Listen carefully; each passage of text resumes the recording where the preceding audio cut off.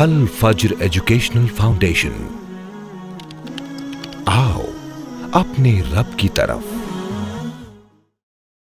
ان الحمد للہ نحمده ونستعینه ونستغفره ونعوذ باللہ من شرور انفسنا ومن سیئات اعمالنا، من يهده الله فلا مضل له ومن يضلل فلا هادي له، واشهد ان لا اله الا الله وحده لا شريك له، واشهد ان محمدا عبده ورسوله ارسله بالحق بشيرا ونذيرا وداعيا الى الله باذنه وسراجا منيرا. اما بعد، اعوذ بالله السميع العليم من الشيطان الرجيم، بسم الله الرحمن الرحيم، واعتصموا بحبل الله جميعا ولا تفرقوا واذكروا نعمة الله عليكم إذ كنتم أعداء فألف بين قلوبكم فأصبحتم بنعمته إخوانا وكنتم على شفا حفرة من النار فأنقذكم منها كذلك يبين الله لكم آياته لعلكم تهتدون. تمام تعریف، بڑائی، بزرگی، حاکمیت و خالقیت اس وحدہ لا شریک لہ کے لیے لائق و سزاوار ہے جو کائنات کا خالق ہے، سب کا ماوا، سب کا ملجا، سب کا مربی، سب کا داتا، سب کا دستگیر، غوث الاعظم صرف اللہ رب العالمین ہے۔ ہم اسی سے مدد چاہتے ہیں، اسی کی عبادت کرتے ہیں، اسی کے آگے سروا سجود ہوتے ہیں۔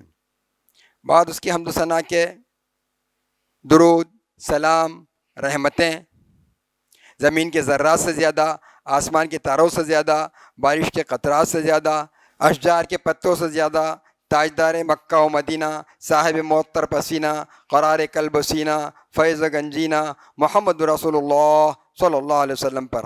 اللہم صلی علی محمد وعلی آل محمد کما صلیت علی ابراہیم وعلی آل ابراہیم انک حمید مجید۔ اللہم بارک علی محمد وعلی آل محمد کما بارکت علی ابراہیم وعلی آل ابراہیم انک حمید مجید۔ رب اشرح لی صدری ویسر لی امری واحلل عقدۃ من لسانی یفقہوا قولی سبحانک لا علم لنا الا ما علمتنا انک انت العلیم الحکیم۔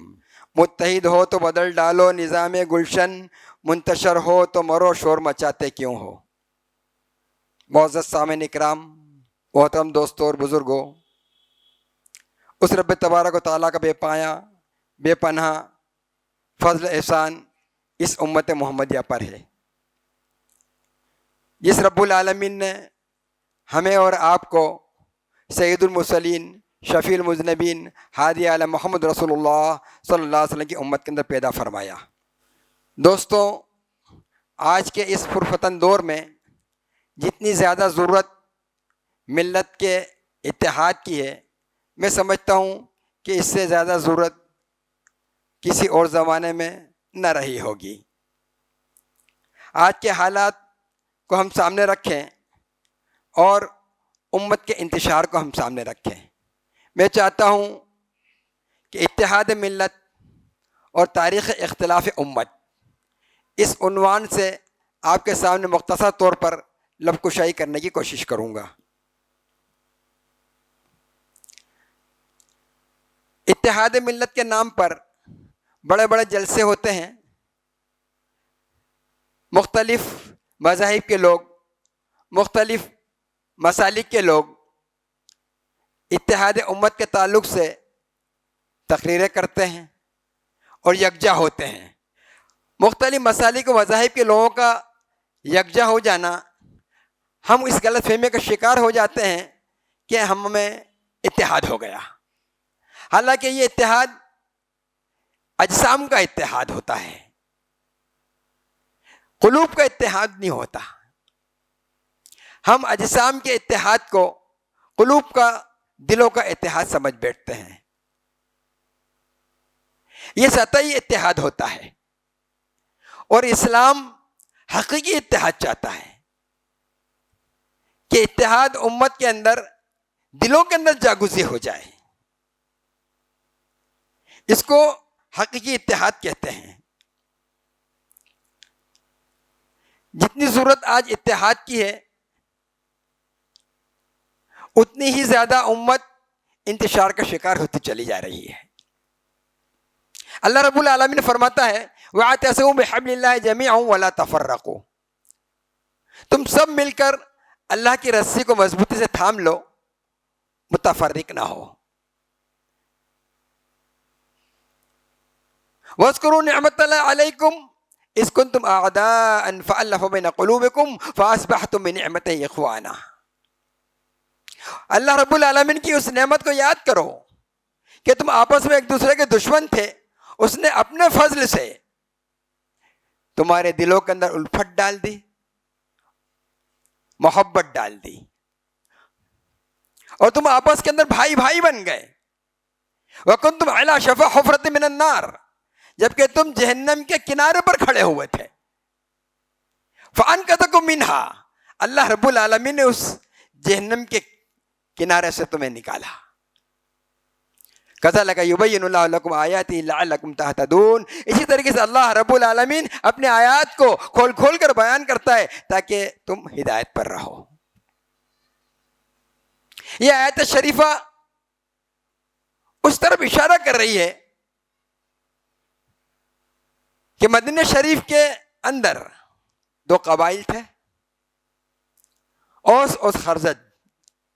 یہ اوس اور خزرج دونوں قبیلے عرصے دراز سے چھوٹی چھوٹی بات پر جدال کھڑا کر دیا کرتے تھے، آپس میں خوب ریزی ہوتی تھی معمولی بات پر۔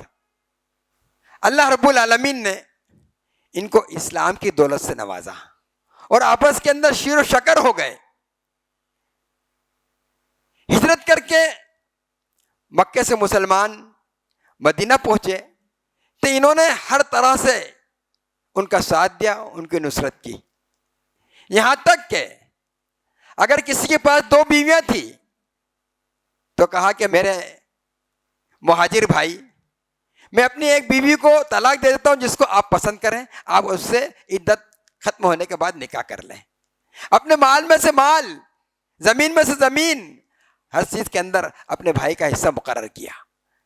ان کے اتحاد کی، ان کی آپسی محبت کی، ان کی اخوت کی نظیر قیامت تک کے کوئی پیش نہیں کر سکتا۔ ایک مرتبہ ایسا ہوا، یہی 2 قبائل آپس کے اندر بیٹھے گفتگو کر رہے تھے۔ منافقین نے رخنہ ڈالا اور ایک شوشہ چھوڑ دیا۔ پرانے تنازع کو اس نے چھیڑ دیا کہ تم تو بڑے شجاع اور بہادر لوگ ہو، تم تو اپنی بہادری کے ایسے اور ایسے کارنامے انجام دیتے تھے۔ ان کے اندر شیطان نے وسوسہ ڈالا اور پھر قریب تھا کہ شمشیر بے نیام ہو جاتی۔ کسی نے محمد رسول اللہ صلی اللہ علیہ وسلم کو جا کر خبر دی، آپ علیہ السلام پر آیتوں کا نزول ہوا۔ وَاعْتَصِمُوا بِحَبْلِ اللَّهِ جَمِيعًا وَلَا تَفَرَّقُوا وَاذْكُرُوا نِعْمَتَ اللَّهِ عَلَيْكُمْ وَاذْكُرُوا نِعْمَتَ اللَّهِ عَلَيْكُمْ إِذْ كُنْتُمْ أَعْدَاءً فَأَلَّفَ بَيْنَ قُلُوبِكُمْ فَأَصْبَحْتُمْ بِنِعْمَتِهِ إِخْوَانًا وَكُنْتُمْ عَلَى شَفَا حُفْرَةٍ مِّنَ النَّارِ فَأَنْقَذَكُم مِّنْهَا كَذَلِكَ يُبَيِّنُ اللَّهُ لَكُمْ آيَاتِهِ لَعَلَّكُمْ تَهْتَدُونَ۔ پھر سے اللہ رب العالمین نے ان کے اندر الفت کو لوٹا دیا، پھر سے وہ شیر و شکر ہو گئے، پھر سے آپس کے اندر محبت کرنے لگے۔ آج لوگ اختلاف کو اور زیادہ سے زیادہ ہوا دینے کی کوشش کرتے ہیں۔ اتحاد کتنا ضروری ہے، کہاں کہاں ضروری ہے۔ اتحاد بین المسالک، اتحاد بین الاقوامی، اتحاد بین الافراد، ان تینوں سطح پر اتحاد کی ضرورت ہے، اور تینوں سطح پر آج انتشار ہے۔ اتحاد ہماری طاقت ہے، اتحاد ایک قوت کا نام ہے۔ جسم اور روح کے اتحاد کو زندگی کہتے ہیں، جسم اور روح کے اتحاد کو زندگی کہتے ہیں، روح اور جسم کے اختلاف کو مردگی کہتے ہیں۔ اتحاد اور اختلاف میں اتنا بڑا فرق ہے، زندگی اور مردگی۔ تو اتحاد زندگی ہے اور اختلاف انتشار مردگی ہے. آج ضرورت اس بات کی ہے کہ ہم اتحاد امت کے اندر پیدا کریں، اور اتحاد صرف دو بنیادوں پر ہوگا. وَاعْتَصِمُوا بِحَبْلِ اللَّهِ جَمِيعًا وَلَا تَفَرَّقُوا. سب جمع ہو کر مل کر اللہ کی رسی کو مضبوط تھام لیں، متفرق رہ کر نہیں. اللہ کی رسی قرآن اور حدیث ہے. دو ہی بنیادیں ہیں اتحاد کی، دو ہی چیزیں ہیں اتحاد کی، کہ اگر اس پر امت جمع ہو گئی تو امت کے اندر اتحاد ہوگا. اور جب اللہ کی رسی ہم چھوڑ دیں گے، ہماری گرفت ڈھیلی ہو جائے گی، اختلاف پیدا ہو جائے گا. جب تک صحابہ کرام رضوان اللہ تعالی علیہم اجمعین نے اللہ کی رسی کو مضبوطی سے تھاما تھا، قرآن حدیث کو مضبوطی سے تھاما تھا، ان کے اندر اتحاد تھا، اخوت تھی، بھائی چارہ اور محبت تھی. بعد کے ادوار میں امت سے یہ رسی کی گرفت ڈھیلی پڑی، انتشار شروع ہو گیا، اختلاف شروع ہو گیا. بعض لوگ یوں کہتے ہیں کہ الاختلاف امت رحمتن، المیہ ہے امت کا. یہ موضوع گھڑی ہوئی حدیث ہے کہ امت کا اختلاف رحمت ہے. اختلاف بھی رحمت ہو سکتا ہے. اس انتشار کو اللہ رب العالمین نے آگ سے تشبیہ دے، وَكُنْتُمْ شَفَاءَ عَلَىٰ حُفْرَةٍ مِّنَ النَّارِ. وہ رحمت کیسے ہو سکتا ہے؟ اختلاف تو عذاب ہے،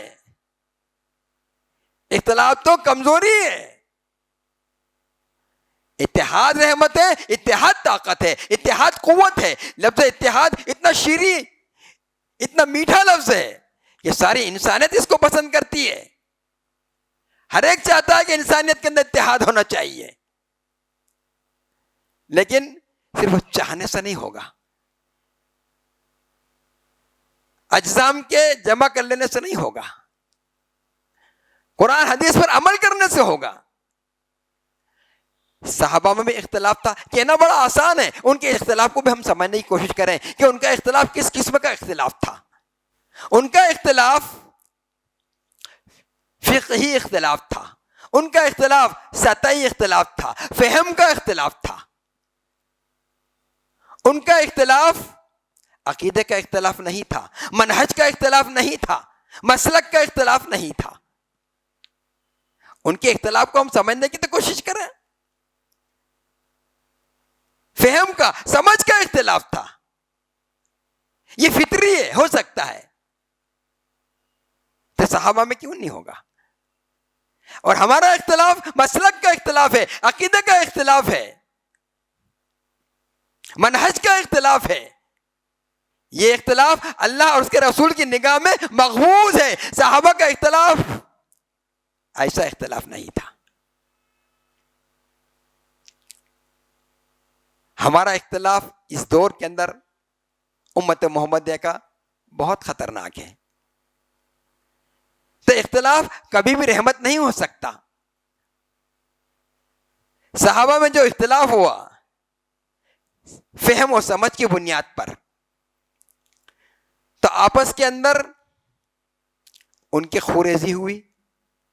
دو جنگیں وجود میں آئی، جنگ صفین اور جنگ جمل، فہم کے اختلاف کی بنیاد پر، جس کے اندر صحابہ کرام کی تقریباً 1,00,000 کے قریب جانیں ہلاک ہوئی. لیکن یہ سطحی اور وقتی تھا. جب یہ اختلاف ختم ہو گیا پھر شیر و شکر ہو گئے. اس اختلاف کے ختم ہونے کے بعد کبھی بھی کسی شخصیت کے نام پر کوئی مسلک نہیں بنا، کوئی فرقہ وجود کے اندر نہیں آیا. کسی نے نہیں کہا کہ میں علوی ہوں، میں ماوی ہوں، میں فاروقی ہوں، میں صدیقی ہوں، میں عثمانی ہوں، میں فلاں اور فلاں ہوں. شخصیت کے نام پر کوئی فرقہ وجود میں نہیں آیا. اتنا بڑا اختلاف، اس میں اتنی جانیں ہلاک ہو چکی ہوں، اور اس کے بعد صحابہ کرام شیر و شکر ہو گئے. یہ اس بات کی دلیل ہے کہ ان کا اختلاف عقیدے کا اختلاف نہیں تھا، منہج کا اختلاف نہیں تھا، مسلک کا اختلاف نہیں تھا.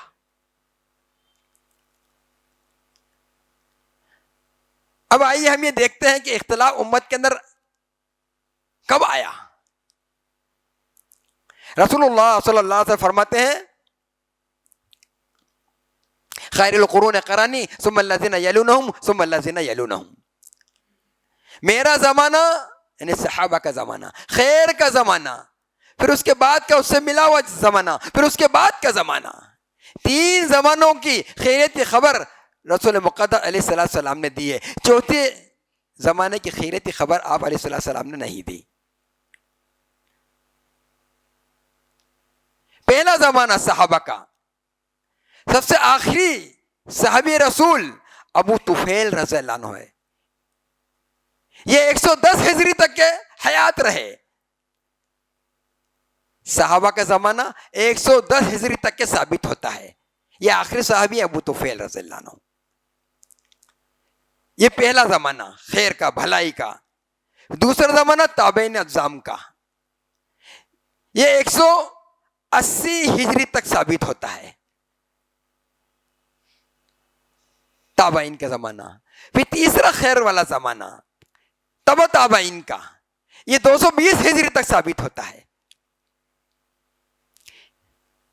یعنی تیسری صدی ہجری تک امت کے اندر مسلکی اختلاف نہیں تھا، عقیدے کا اور منہج کا اختلاف نہیں تھا. سب کا منہج ایک، سب کا عقیدہ ایک،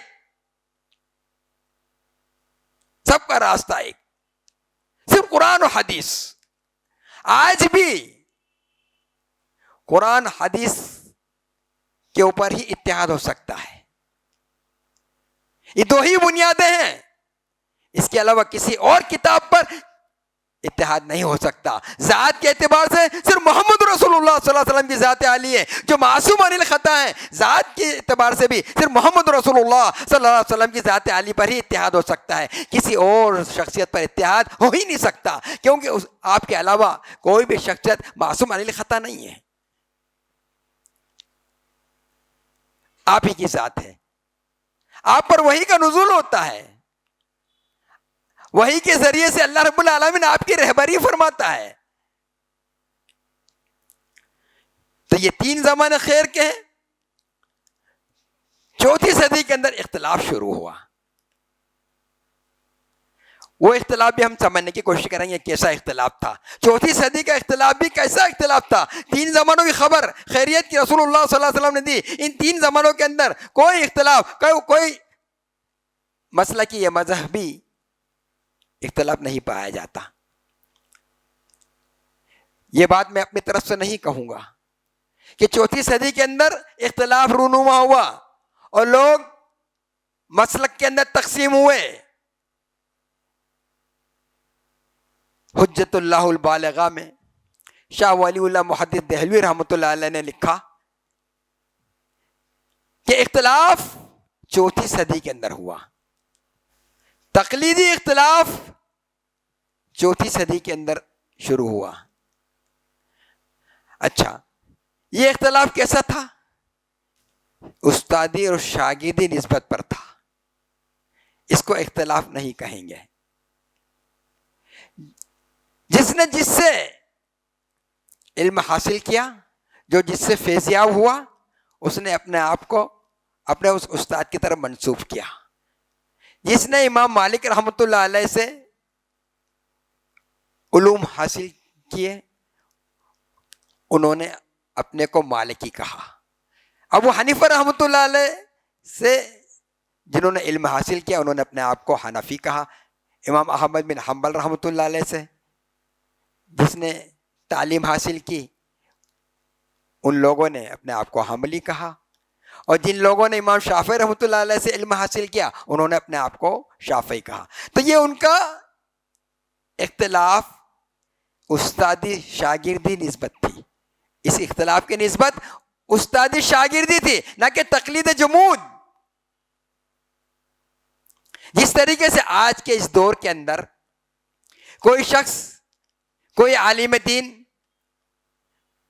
سلفیہ سے پڑھ کے آتا ہے تو سلفی اپنے نام کے آگے لگاتا ہے، اور کوئی ریاض العلوم سے پڑھ کے آتا ہے تو ریاضی لگاتا ہے, کوئی فیض العلوم سے پڑھ کے آتا ہے تو فیضی لگاتا ہے, کوئی جامع محمدیہ سے پڑھ کے آتا ہے تو محمدی لگاتا ہے. تو یہ استادی شاگردی نسبت ہے. گویا کہ یہ بات بتلا رہی ہے, یہ نسبت بتلا رہی ہے کہ میں فلاں مدرسے سے علم حاصل کر کے آیا ہوں.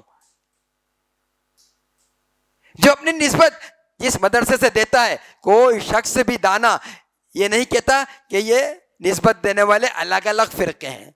ہر ایک جانتا ہے کہ یہ نسبتیں استادی شاگردی علوم حاصل کرنے کی نسبتیں, مدارس کی نسبتیں ہیں, یہ تقلیدی نسبتیں نہیں ہیں. تو جو کوئی اپنے آپ کو شافعی کہتا تھا تو وہ اس کی نسبت امام شافعی سے استاد کی حیثیت سے تھی, وہ استاد تھے, یہ اس شاگردی تھا. چاروں ائمہ اکرام نے کبھی یہ نہیں کہا کہ ہمارے نام پر مسلک بنا لو. وہ کہہ بھی کیسے سکتے تھے؟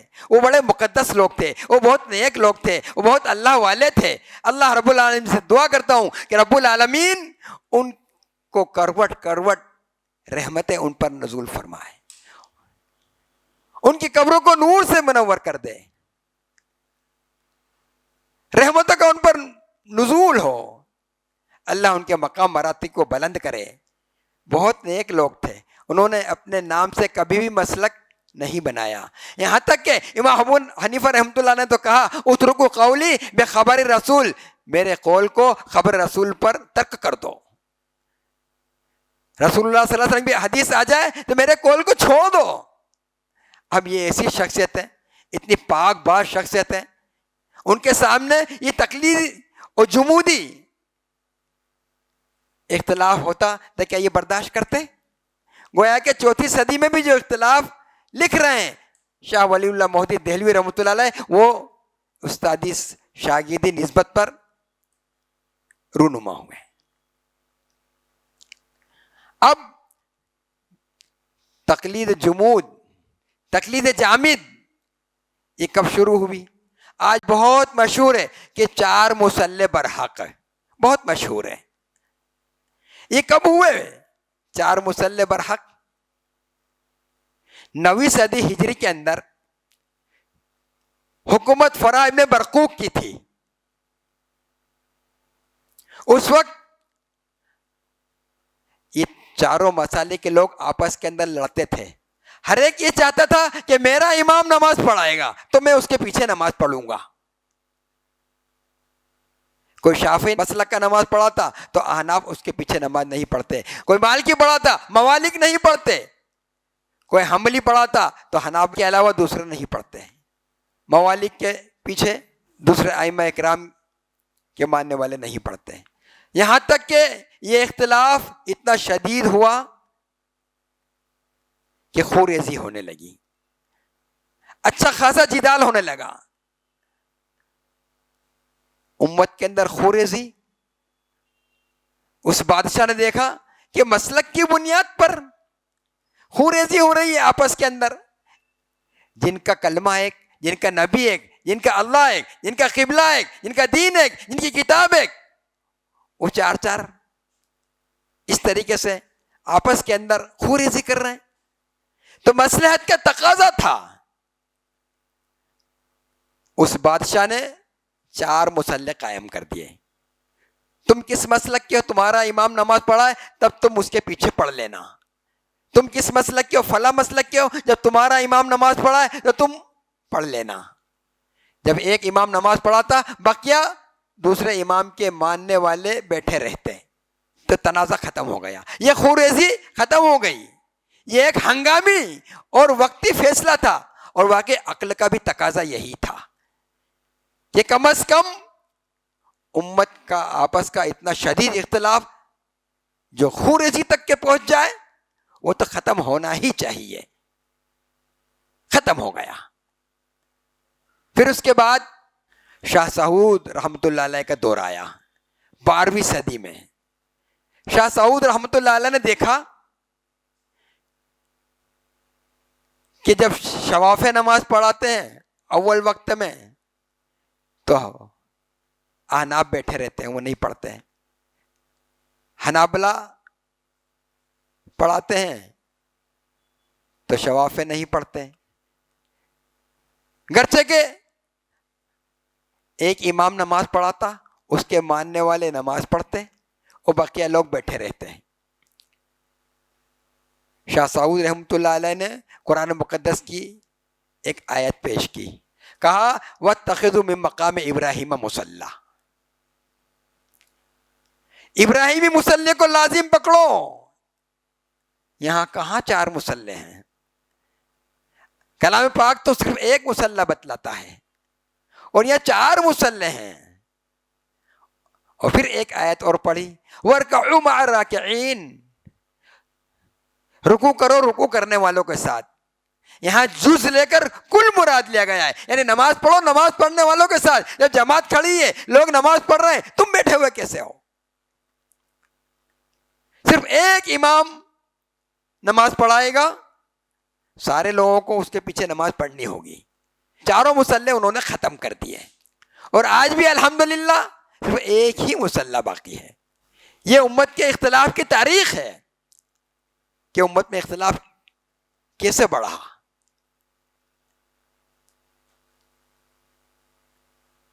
آج ایک ہی مصلی ہے، اور الحمدللہ اب قیامت تک ایک ہی مصلی رہے گا۔ کتاب و سنت والوں کا منہج سلف پر،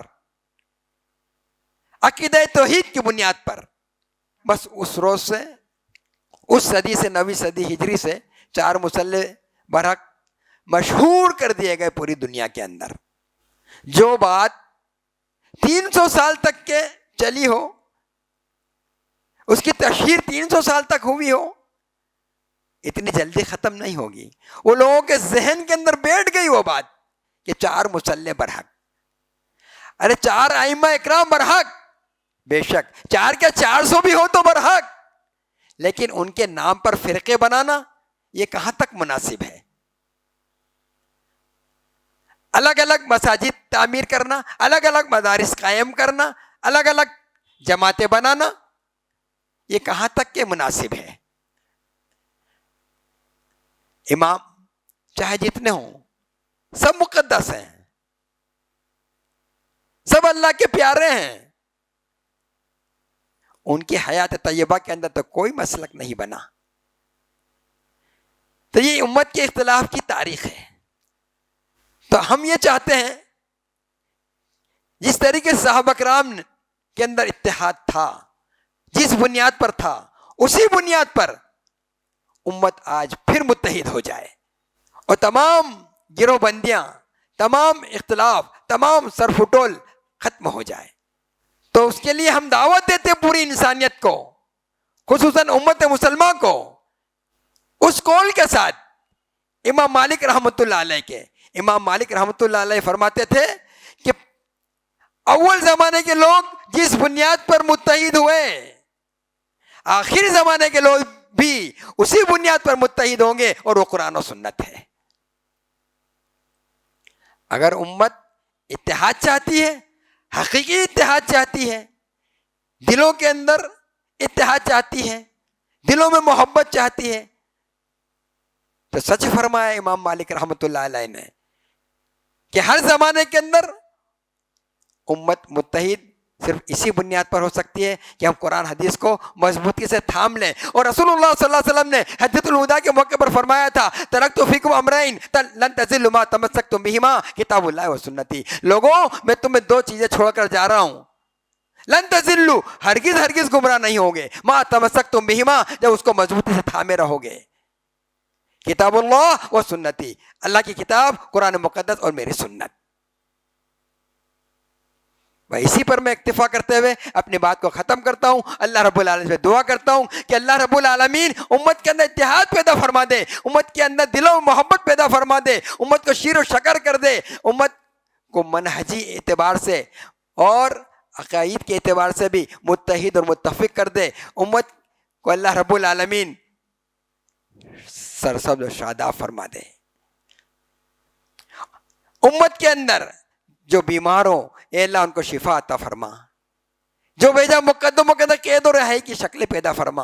اے اللہ آج امت بہت پریشانی سے جوجھ رہی ہے، ظالم ان کے سر پر کھڑا ہوا ہے، اے اللہ ظالم کو ظلم سے روک دے، اے اللہ پوری انسانیت کی حفاظت فرما، اے اللہ پوری انسانیت کو امن والا دین قبول کرنے کی توفیق عطا فرما، قرآن و سنت کو پوری انسانیت کو قبول کرنے کی توفیق اور سعادت عطا فرما، ظلم کا خاتمہ فرما۔ دین اسلام اللہ امن والا دین ہے، سکون والا دین ہے، اطمینان والا دین ہے، عزتوں والا دین ہے، برکتوں والا دین ہے۔ اے اللہ یہ دین پورے عالم کے اندر تمام لوگ دلوں کے اندر جاگزی فرما دے۔ وآخر دعوانا الحمدللہ رب العالمین۔ بارک اللہ لنا ولکم فی القرآن العظیم ونفعنا وإیاکم بالآیات والذکر الحکیم، انہ تعالی جواد ملک بر رؤوف رحیم۔ السلام علیکم ورحمۃ اللہ وبرکاتہ۔ It's Al Fajr Educational Foundation presentation.